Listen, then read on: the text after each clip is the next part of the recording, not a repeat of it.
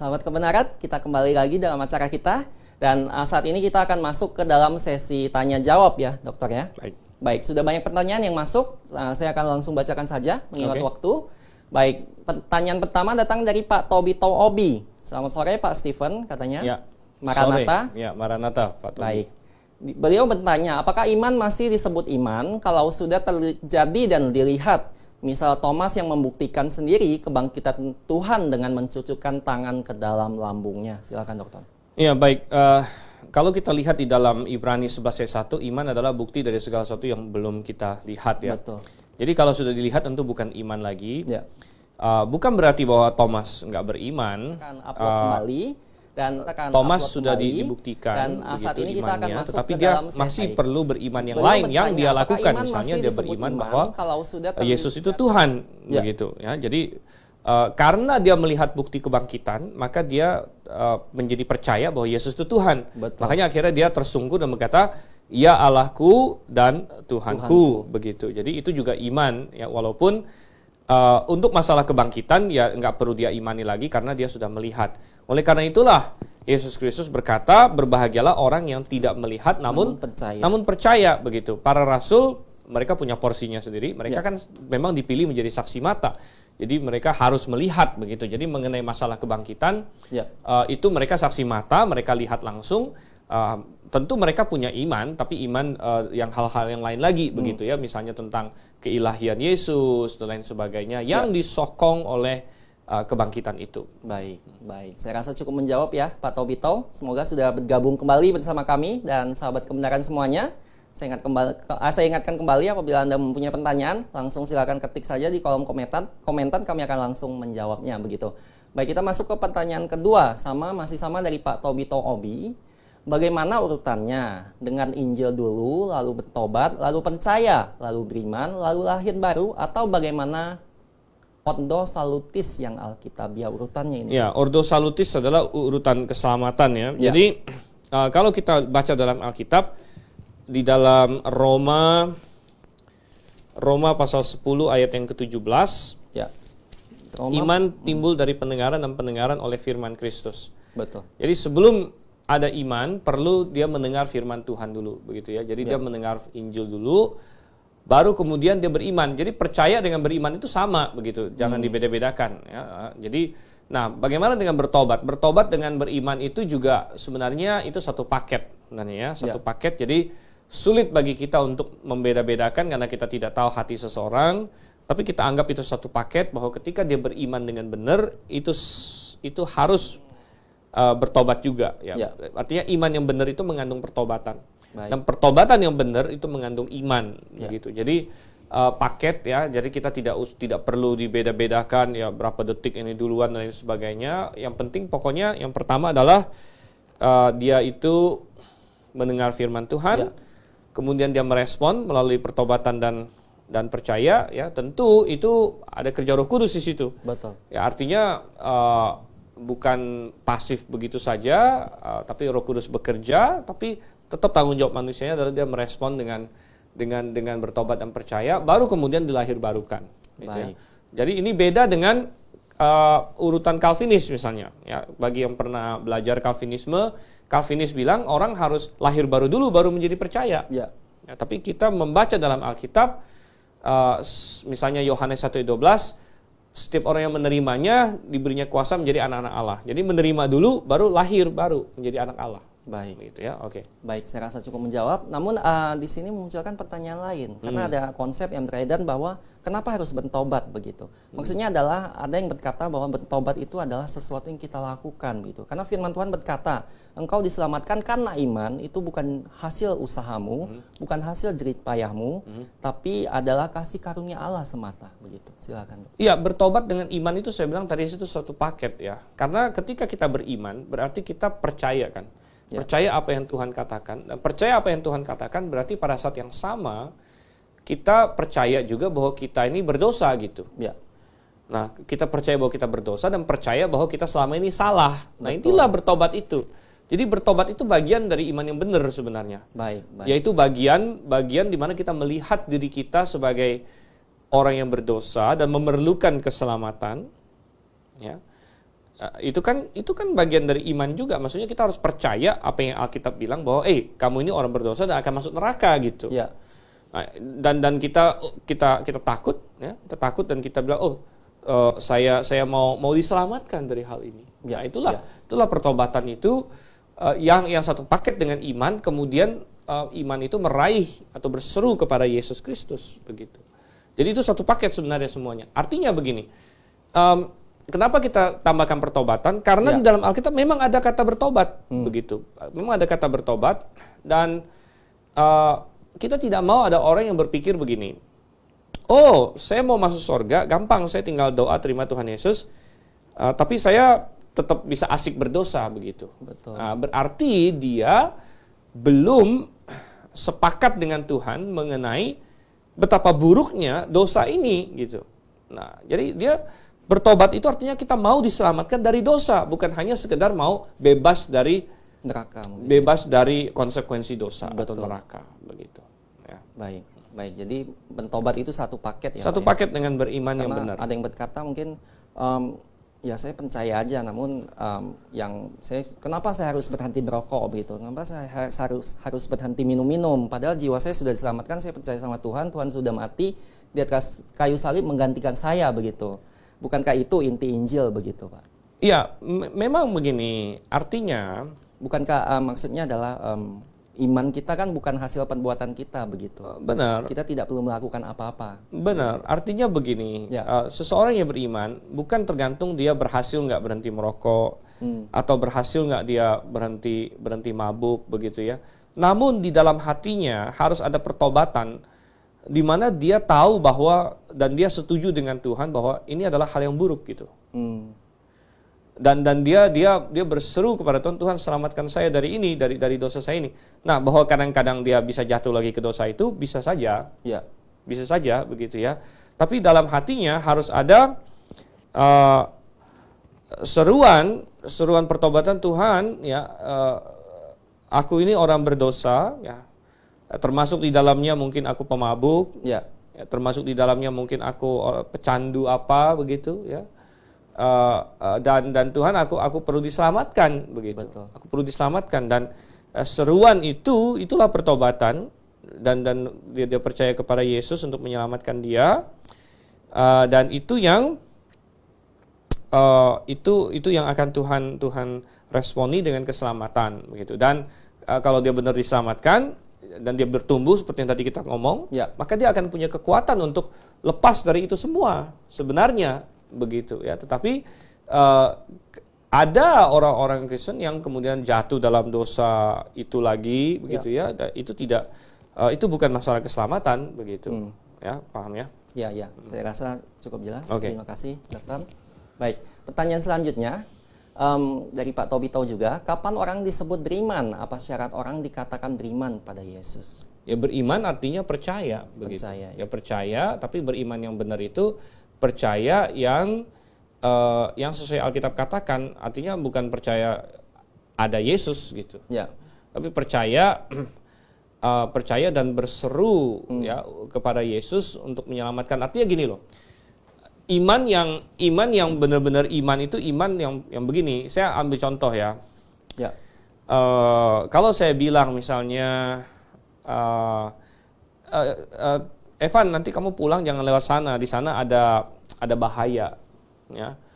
Lalu, percaya atau enggak? Ya percaya. Nah, percaya, kalau benar-benar percaya, dia nggak akan lewat sana gitu. Betul.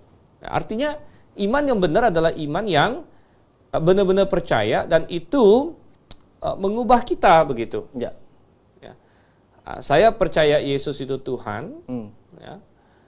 Maka saya akan menyembah Dia. Ya, saya akan ikut Dia, gitu. Karena ada penginjilan, saya dulu pernah mendengar ya, seorang dia bersaksi penginjilannya begini, dia datang ke rumah orang, kebetulan orang itu agama lain, ya. Lalu dia bilang gini, kamu mau nggak masuk surga?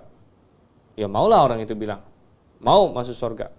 Oh, mau masuk surga, ini doa ini sama saya, kamu bisa masuk surga. Ya, doa ini kan dia ada doa terima Tuhan Yesus segala macam. Oh ya, oke lah, saya doa terima Tuhan Yesus. Lalu akhirnya setelah dia doa, dia bilang, oh selamat, kamu sudah diselamatkan. ayo nanti hari Minggu ke gereja ya. Orang itu jawabnya apa? Loh, saya kan bukan orang Kristen. Lah, lalu artinya yang tadi semua dia lakukan itu dia nggak paham sama sekali. Betul. Gitu. Dia nggak paham sama sekali, dia hanya secara psikologis dimanipulasi, kamu mau nggak masuk surga? Ya. Kalau mau masuk surga ini loh, ayo ikut doa sama saya. Tanpa ada pemahaman bahwa, kalau saya percaya Yesus, itu ada konsekuensinya. Ya. Itu berarti saya mau ikut dia. Itu berarti saya mengaku yang lain salah gitu. Ya. Itu berarti yang selama ini saya sembah itu kosong. Nah, itulah pertobatan yang satu paket dengan iman itu tadi. Begitu ya. Jadi tidak hanya membacakan isi doanya. Bukan Pak, hanya sekedar kayak ngapalin doa gitu, bukan. Baik. Kita lanjut ke pertanyaan selanjutnya.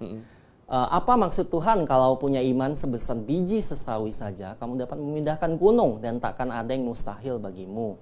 Apakah ini literal? Dan apakah iman semua umat manusia sekarang ini tidak ada yang sebesar biji sesawi? Buktinya tidak ada yang imannya dapat memindahkan gunung. Silakan. Ya, begini, iman itu bukan magic. Ya, iman itu kebalikan dari magic. Ya. Magic itu kita mau memanipulasi kuasa untuk keperluan kita. Jadi dengan mantra, dengan hokus pokus abrakadabra, kita tahu ada suatu kuasa yang mau kita pakai untuk kepentingan kita. Ya. Iman itu berbeda. Iman itu justru kita mau ikut Tuhan sebenarnya. Iman itu kita percaya penuh kepada Tuhan dan berserah penuh kepada Tuhan, begitu. Nah, kenapa tidak ada orang yang memindahkan gunung? Ya, bukan karena tidak ada orang yang cukup beriman, tetapi karena orang-orang yang cukup beriman, dia tahu bahwa bukan kehendak Tuhan untuk memindahkan gunung saat ini, gitu. Ya. Karena iman yang benar, ya, adalah iman yang mau ikut dengan Tuhan. Ya, artinya kita bukan memanipulasi Tuhan untuk ngikut kita sebenarnya iman itu. Ya. Ya. Tetapi iman itu adalah kita yakin akan Tuhan dan kita yakin bahwa Tuhan akan menolong, dan sudah ada hal-hal yang jauh lebih hebat dari masalah memindahkan gunung. Ya, misalnya di dalam Alkitab membangkitkan orang mati, ya, itu lebih hebat dari memindahkan gunung dan sebagainya. Selama itu di dalam kehendak Tuhan. Jadi iman itu kita bukan mencoba memanipulasi Tuhan. Dan saya yakin bahwa salah satu penggenapan apa yang Tuhan Yesus katakan adalah nanti pada saat kedatangannya yang kedua, di mana dia datang dan dia akan memindahkan gunung, di mana Bukit Zaitun akan terbelah dua di situ. Begitu ya, di dalam akhir tribulation di situ. Ya. Oke. Baik, saya rasa cukup menjawab. Baik, kita dapat pertanyaan dari Pak Christopher Clement Cyrus ya. Beliau berkata, Pak Stephen, ada beberapa hamba Tuhan yang berkata, iman adalah anugerah, dengan mengutip Efesus 2 ayat 8-9. Bagaimana pendapat Bapak? Efesus 2 ayat 8-9 tidak mengatakan iman adalah anugerah. Ya. Karena kalau kita lihat di bahasa aslinya, coba kita lihat di sini ya. Sebab karena kasih karunia kamu disamakan oleh iman. Ya. Itu bukan hasil usahamu. Kata itu di sini itu dalam kasus netral begitu ya. Sedangkan iman itu kan pistis, ya. Pistis itu feminim begitu. Jadi itu bukan hasil usahamu, itu adalah keselamatan sebenarnya. Begitu. Yang dimaksud adalah keselamatan. Jadi keselamatan adalah pemberian Allah begitu. Iman itu ya memang iman itu tetap kita bilang kita berhutang sama Tuhan, kita bisa beriman. Ya. Tetapi iman itu adalah respon manusia juga. Gitu. Nah, apakah iman anugerah? Dalam pengertian tertentu iya, saya katakan. Ya. Tetapi yang jelas iman adalah respon manusia. Tapi memang karunia juga dalam pengertian begini, kalau Tuhan tidak menyediakan objek iman, yaitu Tuhan Yesus, ya, mana mungkin kita beriman gitu kan? Betul. Nah, jadi Tuhan menyediakan objek iman, Tuhan memampukan kita beriman, ya, tetapi keputusan untuk beriman itu tetap manusia, begitu. Nah, saya tahu bahwa kelompok Calvinis mau berkata bahwa orang beriman atau enggak beriman itu sepenuhnya tergantung Tuhan. Ya. Artinya irresistible grace, betul, begitu ya. Namun ini menjadi masalah karena kalau ada yang tidak beriman, berarti yang salah Tuhan sebenarnya akhirnya ujung-ujungnya begitu. Ya. Yang salah Tuhan, kenapa Tuhan nggak bikin dia beriman gitu. Misalnya saya punya 10 anak di pesta ulang tahun. Lalu sebagian saya kasih balon. Ya. Jadi balon ini pemberian gitu ya. Lalu saya bilang yang punya balon boleh makan kue. Maka yang saya kasih balon semua makan kue, yang lain nangis. Lalu saya persalahkan, salah sendiri kenapa nggak punya balon. Loh, pertanyaannya gimana saya bisa dapat balon gitu. Yeah. Balonnya kan kamu yang kasih juga. Betul. Gitu. Ya. Jadi aneh gitu. Kalau misalnya iman itu bukan tanggung jawab manusia atau iman itu bukan respon manusia melainkan murni pemberian Tuhan, maka kalau ada yang tidak punya iman, ya pertanyaannya kenapa Tuhan tidak kasih dia iman gitu kan? Itu menjadi pertanyaan begitu. Kenapa Tuhan tidak kasih dia iman kalau begitu? Nah, tetapi Alkitab mengajarkan iman itu tanggung jawab manusia, makanya ada perintah percayalah, itu kan diperintahkan ke manusia. Ya. Nah, apakah Tuhan membantu? Sudah pasti. Kalau bukan Roh Kudus yang bekerja menarik, ya nggak mungkin juga kita beriman. Ya. Jadi dalam pengertian tertentu, kalau kita bilang iman itu anugerah, saya amini sebenarnya. Saya oke-oke aja iman itu anugerah. Cuman bukan dalam pengertian anugerah yang tidak bisa ditolak gitu. Melainkan anugerah yang tetap ada tanggung jawab saya untuk percaya. Walaupun saya dimampukan untuk percaya. Tapi tetap memang saya percaya begitu. Ya, dan Anda percaya. Ya, dan kalau ada yang tidak percaya itu bukan salah Tuhan, melainkan memang orang itu tidak percaya. Ya, bukan karena Tuhan tidak mau kasih dia percaya. Begitu. Karena Tuhan bekerja pada orang itu juga sebenarnya. Ya, cuman dia menolak pekerjaan Roh Kudus di situ. Baik, saya rasa cukup menjawab. Baik, kita langsung ke pertanyaan selanjutnya. Apakah iman itu semakin bertumbuh besar? Bagaimana urutan tingkatan iman yang lebih besar untuk kategori anak-anak Tuhan, saudara Tuhan, sahabat Tuhan, murid Tuhan? Dan kapan kita layak disebut demikian masing-masing? Ya, jelas iman itu bisa bertumbuh. Betul. Ya, jelas iman itu bertumbuh. Makanya semakin kita mengenal Tuhan, mengenal firman Tuhan, ya semakin kita bisa paham itu semua. Mengenai anak Tuhan, ya semua yang sudah diselamatkan ya anak Tuhan, gitu kan? Kalau dibilang saudara Tuhan, ya saudara Tuhan Yesus ya bisa dibilang, ya karena Tuhan Yesus yang sulung begitu. Betul. Sahabat Tuhan, ya kalau kita punya hubungan yang erat dengan Tuhan, ya Abraham disebut sahabat Tuhan. Murid Tuhan, ya kalau kita belajar terus dari Tuhan, nah itu, ya jadi ya itu semua saya rasa ya istilahnya cukup jelas lah ya. Baik, cukup menjawab ya. Kita langsung ke pertanyaan selanjutnya. Apa maksud ayat ini, yaitu di Lukas 14:26? Jikalau seorang datang padaku dan ia tidak membenci bapaknya, ibunya, istrinya, anak-anaknya, saudaranya, ia tidak layak buatku, kan? Dan mengapa Tuhan memilih kata membenci begitu? Ya, Tuhan memakai kata membenci untuk memberikan kontras yang besar begitu. Bukan berarti kita membenci mereka karena kita kan disuruh mengasihi orang tua, mengasihi istri, yaitu tanggung jawab kita mengasihi anak-anak kita. Namun membenci di sini adalah dalam kontras begitu. Ya. Karena kalau kita lebih mengasihi yang satu dibanding yang lain, kadang-kadang atau dalam bahasa komparatif itu seolah-olah kita membenci yang ini. Gitu. Karena kita lebih mengutamakan yang lebih kita kasihi. Seolah-olah kita membenci yang satunya lagi. Ya. Namun ya itu tidak, ya maksudnya adalah kita jauh lebih mengasihi Tuhan mestinya. Itu daripada semua yang lain. Begitu. Baik, kita langsung ke pertanyaan selanjutnya. Sebenarnya waktunya sudah lewat, namun tadi karena ada kendala teknis, kita lanjut saja ya dokter ya? Ya, mungkin beberapa menit lagi lah. Baik, kalau begitu ini pertanyaan terakhir ya. Oke. Baik, pertanyaan terakhir, mengapa orang-orang Kristen masih menyebut diri mereka hamba Tuhan, padahal Tuhan sendiri tidak mau demikian. Malah disebut sahabat seperti ayat ini di Yohanes 15 ayat 15.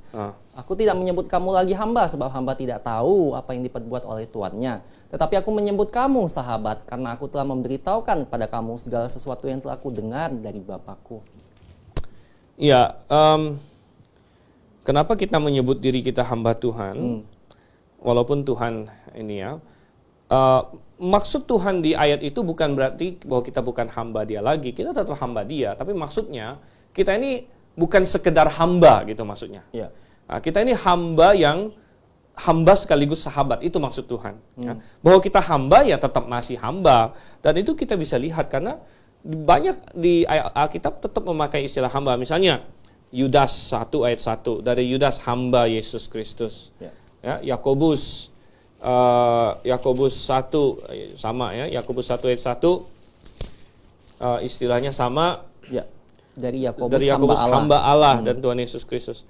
Dan Paulus juga ada berkata bahwa demikianlah orang harus memandang kami, yaitu sebagai apa? Hamba-hamba Allah, katanya, pelayan-pelayan Allah. Ya.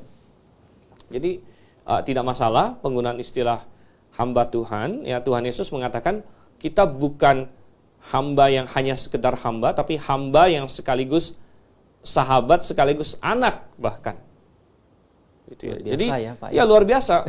Nah, kita menjadi anak kan bisa juga hamba. Betul. Artinya gini, kita melayani seorang anak yang daripada kerja sama orang lain, dia kerja sama bapaknya. Ya. Ya kan? Betul. Jadi ya kita begitu. Seorang sahabat, misalnya kita punya sahabat baik, dia luntang-lantung ya, cari kerjaan di PT sana sini. Ya udahlah, kamu kerja sama saya aja lah. Tetap sahabat kita, tapi bisa karyawan kita atau dalam pengertian hamba ya. Tapi ya hamba yang sekaligus sahabat, sekaligus anak. Begitu. Ya. Baik, saya rasa sangat jelas. Baik, seperti biasa, itu tadi pertanyaan terakhir dan saya akan berikan kesempatan pada Dr. Stephen untuk memberikan closing statement. Baik. Dokter. Jadi, saudara yang kasih Tuhan, pastikan diri Anda berada dalam Yesus Kristus, itu yang sangat penting sekali. Dan pertanyaannya adalah, apakah Anda sudah dibangun di atas Yesus Kristus? Itu tanggung jawab kita. Dan Anda bisa dibangun kalau Anda jelas di atas firman Tuhan, tidak digoyahkan dengan wahyu-wahyu yang liar, yang lain lagi. Dan Anda juga penting sekali untuk berada dalam jemaat yang Alkitabiah, di mana Anda benar-benar ada gembala, penginjil, dan sebagainya, supaya Anda tidak diombang-ambingkan oleh rupa-rupa angin pengajaran. Ya, itu adalah kehendak Tuhan bagi kita. Ya. Dan suatu hari kelak nanti kita akan diuji pekerjaan kita masing-masing dalam tata pengadilan Kristus. Baik, jadi sahabat kebenaran, demikian closing statement-nya, luar biasa. Jadi atas dasar apa kita akan membangun fondasi iman kita? Itu kembali lagi kepada kita untuk menjawabnya, begitu. Baik, sahabat kebenaran, dengan berakhirnya closing statement dari narasumber kita, berakhir juga acara kita pada sore hari ini. Dan saya ingatkan kembali, memang tadi banyak pertanyaan yang sudah masuk dan belum sempat dijawab ya dokter ya. Namun jangan khawatir, kami akan memasukkan pertanyaan tersebut ke dalam grup WA, dan linknya sudah ada di kolom komentar. Jika Anda belum join, silakan klik linknya dan Anda akan otomatis join ke dalam grup WA kami, begitu. Baik, kemudian kami juga, karena tadi ada kendala teknis dan terputus pembahasan dari Dr. Stephen, tidak usah khawatir, kami sudah rekam dan kami akan upload.